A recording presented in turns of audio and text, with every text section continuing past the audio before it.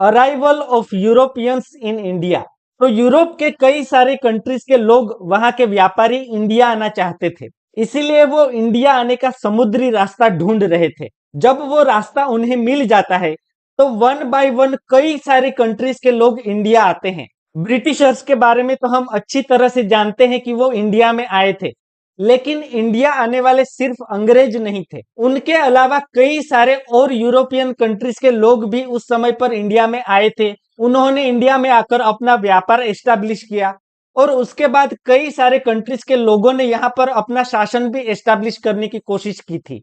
उन सारे कंट्रीज के बारे में हम यहाँ पर वन बाय वन डिस्कशन कर लेंगे। As we have seen, the reason for Europeans coming to India was trade. तो जैसा कि हमने पहले देखा कि जो यूरोपियन कंट्रीज इंडिया आना चाहते थे, उनका मेन मकसद था इंडिया से व्यापार करना। तो पहले तो इंडिया से यूरोप तक जो कॉन्स्टेंटिनोपल से होकर जमीनी रास्ता जाता था, उसी रास्ते से व्यापार होता था। पर जब तुर्कों ने एक समय पर कॉन्स्टेंटिनोपल जीत लिया, तो जो जमीनी रास्ता व्यापार के लिए यूज होता था वो बंद हो गया, जिसके लिए यूरोपियंस को इंडिया से व्यापार करने के लिए नए समुद्री रास्ते की खोज करने की जरूरत पड़ी। European nations like Portugal, Spain, Holland worked hard to find a water way to India. तो यूरोपियन कंट्रीज जैसे कि पोर्टुगल, स्पेन और हॉलैंड, जिसे कि हम नेदरलैंड्स के नाम से भी जानते हैं, तो इन कंट्रीज ने बहुत ज्यादा मेहनत की, बहुत ज्यादा एफर्ट्स लगाए इंडिया आने के लिए, समुद्री रास्ता ढूंढने के लिए। तो सबसे पहले तो स्पेन के क्रिस्टोफर कोलंबस इंडिया आने का समुद्री रास्ता ढूंढने के लिए निकलते हैं, पर वो समंदर में अपना रास्ता भटक जाते हैं और एक्सीडेंटली वो अमेरिका पहुंच जाते हैं। तो इस तरह से क्रिस्टोफर कोलंबस ने इंडिया की खोज में निकलते हुए इवेंचुअली अमेरिका जाने का समुद्री रास्ता खोज निकाला था। उसके बाद जो पोर्टुगीज थे वो सफल होते हैं इंडिया आने का समुद्री रास्ता ढूंढने के लिए। Portuguese seller Vasco da gamma reached Calicut in 1498.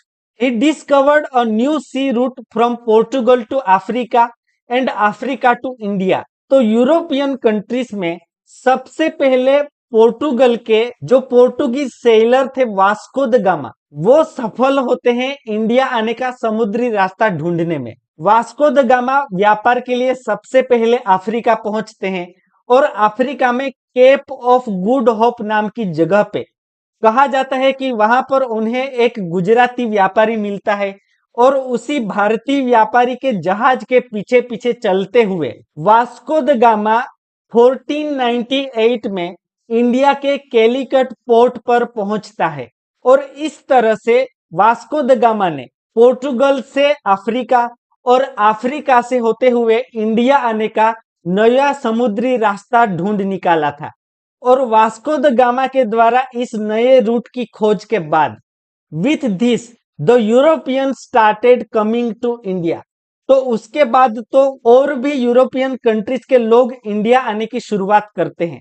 Portuguese, जो भी यूरोपियन नेशंस के लोग इंडिया में आए थे, उनके बारे में डिस्कशन में सबसे पहले हम देखते हैं पोर्टुगीज के बारे में, जिन्हें हम फिरंगियों के नाम से भी जानते हैं। Vasco da Gama came to Calicut in 1498 AD. तो सबसे पहले वास्को द गामा इंडिया पहुंचते हैं 1498 में। किंग सामुद्रिक Zamorin ruled in Calicut at that time. He allowed the Portuguese to carry on trade of spices. तो उस समय पर कैलिकट में जो किंग जामोरिन थे, उनका शासन हुआ करता था। वास्को द गामा ने उनसे कैलिकट में व्यापार करने के लिए परमिशन मांगी, जो परमिशन उन्हें मिल जाती है, जिसके बाद वास्को द गामा कालीकट में जो मसालों का व्यापार था उसकी शुरुआत करते हैं। और वास्को द गामा अपनी इंडिया की इस पहली विजिट में इंडिया में 3 मंथ्स के लिए स्टे करते हैं। वो 3 महीने यहाँ पर रुकते हैं और उसके बाद वो पोर्टुगल में वापिस जाते हैं। उस दौरान वो इंडिया से बहुत सारे मसाले और भी कई सारी इंडियन चीजें अपने जहाजों में भरकर ले जाते हैं, जो कि वो वहां पर ले जाकर बेच देते हैं।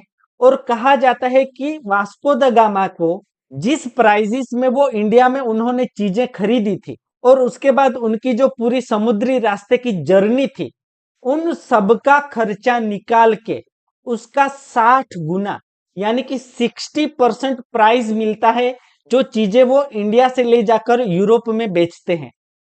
तो बहुत ज्यादा मुनाफा होता है वास्को द गामा को। जिसके बाद 1501 1501 में वास्को द गामा फिर से इंडिया में आता है, और इस तरह से यूरोप और इंडिया के बीच में जो ट्रेड लिंक होता है, जो व्यापार का संबंध होता है, वो एस्टैब्लिश होता है। और पोर्टुगीजों के व्यापार के समय में जो कैलिकट और कोचिन थे, वो बहुत ही ज्यादा इंपॉर्टेंट सिटीज हुआ करते थे। In order to strengthen their position and gain security, Portuguese built a fort in Kochi and Kannur. तो पोर्टुगीजों ने क्योंकि धीरे धीरे इंडिया में अपना व्यापार एस्टेब्लिश कर लिया, तो उनकी जो फैक्ट्रीज थी, उनके जो वेयर हाउसेस थे, उनको सिक्योर रखने के लिए, उनको सुरक्षित रखने के लिए कोचिन में और कन्नूर में फोर्ट्स भी बिल्ट किए, यानी कि उन्होंने वहां पर किले भी बनवाए। In 1505 Portugal sent its viceroy Francisco de Almeida to establish a Portuguese rule in India. तो धीरे धीरे क्योंकि पोर्टुगीज यहाँ पर अपना व्यापार एस्टैब्लिश कर रहे थे, और वे जब यहाँ पर अपना व्यापार बढ़ा रहे थे, तो एक बार को उन्होंने जो किंग ज़ैमरिन थे, उन्हें रिक्वेस्ट भी करी कि जो कैलिकट में जो मुस्लिम व्यापारी थे, उन्हें वे वहां से निकाल दे, ताकि पोर्टुगीज और ज्यादा बेहतर तरीके से वहां पर व्यापार कर सके। पर किंग ज़ैमरिन उनकी बात से अग्री नहीं करते हैं, जिसके बाद पोर्टुगीजों की लड़ाई हो जाती है किंग ज़ैमरिन के साथ, और पोर्टुगीज उन्हें भी युद्ध में हरा देते हैं। उसके बाद पोर्टुगीजों की पोजीशन वहां पर बहुत ज्यादा मजबूत हो जाती है, और इवेंचुअली उन्हें लगता है कि वे वहां पर अपना शासन भी शुरू कर सकते हैं। तो 1505 में पोर्टुगल के द्वारा सबसे पहले अपने viceroy Francisco de Almeida को इंडिया में भेजा जाता है, पोर्टुगीज रूल को इंडिया में एस्टैब्लिश करने के लिए। His successor viceroy Alfonso de Albuquerque conquered several ports including Goa and established Portuguese rule in India. पहले तो फ्रांसिस्को डे अल्मेडा ने पोर्टुगीजों की पोजीशन मजबूत करी इंडिया में, और Francisco de Almeida blue water policy बहुत ज्यादा फेमस है, यानी कि जो इंडिया आने का समुद्री रास्ता था, उस पे उन्होंने पूरी तरह से अपना कब्जा कर लिया। जिसके बाद जो और लोग उसी समुद्री रास्ते से व्यापार करना चाहते थे, उनको उन्होंने लाइसेंस देने की शुरुआत की, और इन व्यापारी जहाजों को वहां पर सुरक्षित रखने के लिए जो पोर्टुगीज थे, वो उन व्यापारी जहाजों के आसपास और भी शिप्स रखा करते थे। उनके साथ साथ वो शिप्स पे कैनन्स यानी कि तोप भी रखा करते थे। और जो भी और लोग व्यापारी विदाउट पोर्टुगीज लाइसेंस के वहां पर व्यापार करते थे, तो पोर्टुगीज उन लोगों के जहाज अपने कब्जे में ले लेते थे। इस तरह से फ्रांसिस्को डे अल्मेडा ने जो पोर्टुगीजों का व्यापार इंडिया में था, उसको बहुत ज्यादा बढ़ाया। उनके बाद पोर्टुगल के द्वारा दूसरा वाइसरॉय भेजा जाता है, अल्फोंसो दे अल्बुकर्क।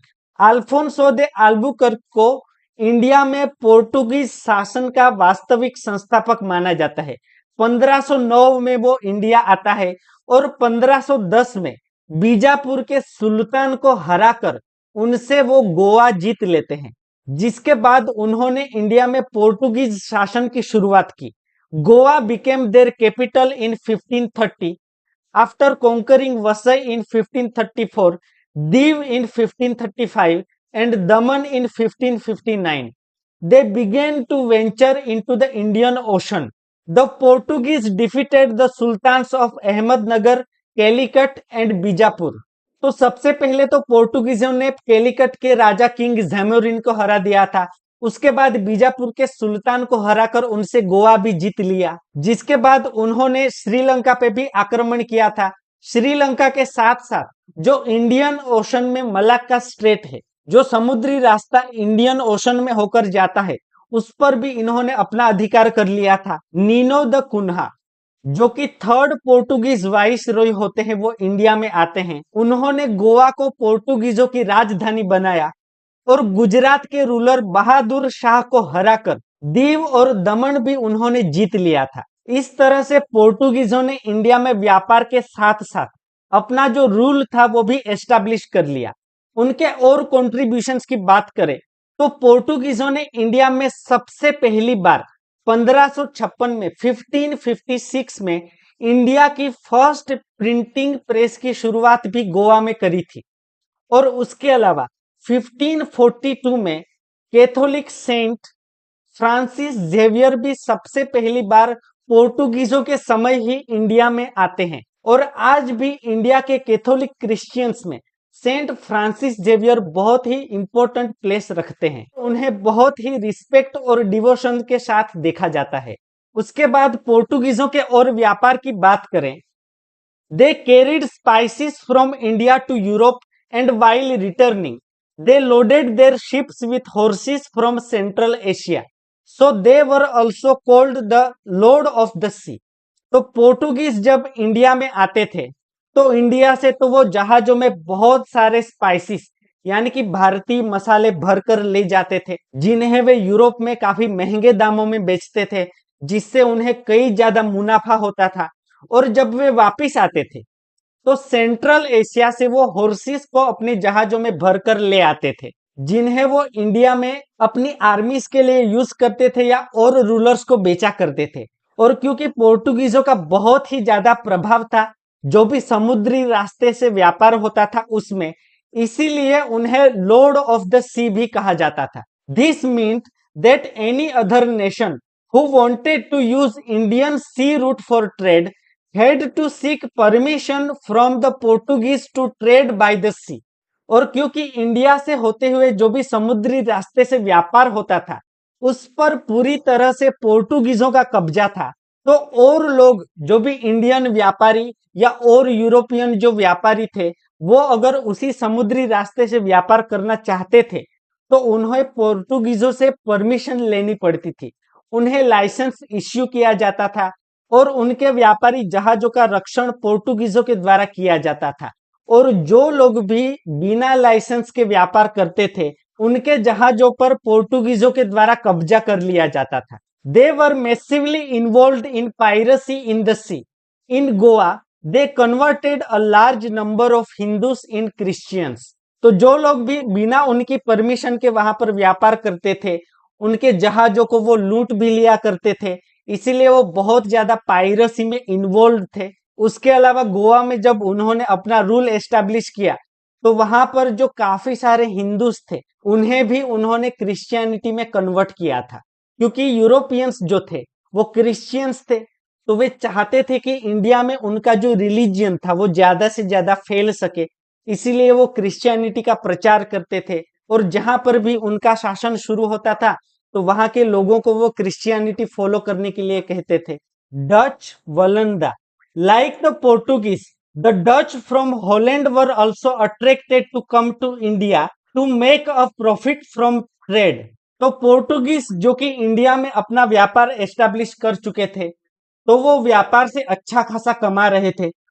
उन्हें देखकर और भी यूरोपियंस जो व्यापारी थे और भी यूरोपियन कंट्रीज के जो लोग थे वो भी सोचते थे कि अगर पोर्टुगीज अच्छे से कमा रहे हैं तो क्यों न वे भी खुद इंडिया में आए और इंडिया में अपने व्यापार की शुरुआत करें। तो जो हॉलैंड यानी कि नेदरलैंड्स के जो लोग हैं उन्हें डच कहा जाता है, तो डच भी काफी ज्यादा अट्रैक्टेड थे towards coming to India and to establish their trade in India, ताकि वो यहाँ पर व्यापार करके अपने ट्रेड से अच्छा खासा प्रॉफिट यानी कि मुनाफा कमा पाए।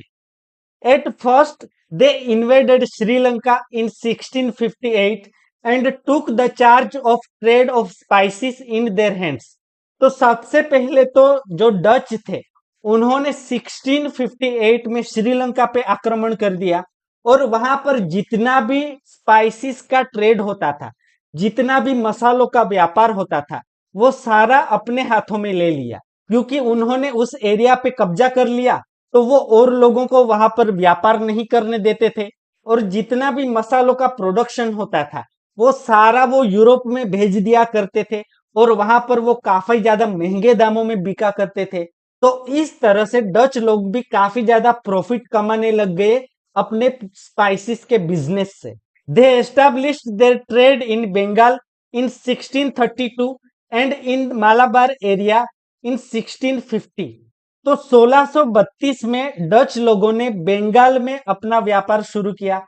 उसके बाद 1650 में मालाबार एरिया, जो कि वेस्टर्न घाट का रीजन है, आप जो गोवा और कर्नाटक का क्षेत्र देखते हैं उसी को हम मालाबार एरिया कह सकते हैं।